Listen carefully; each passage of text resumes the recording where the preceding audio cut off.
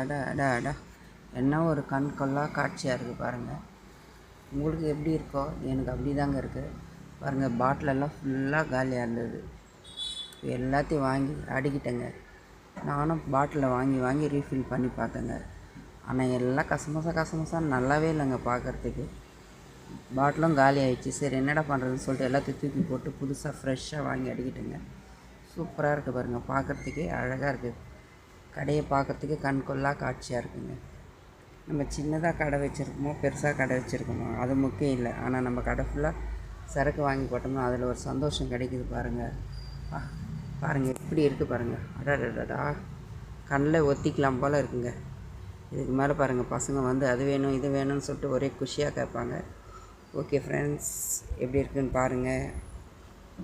நீங்களும் இந்த மாதிரி எல்லாம் கடை வச்சுருந்தா இப்படி சரக்கு வாங்கி போட்டு சந்தோஷப்படுவீங்களான்னு கமெண்ட்டில் சொல்லுங்கள்.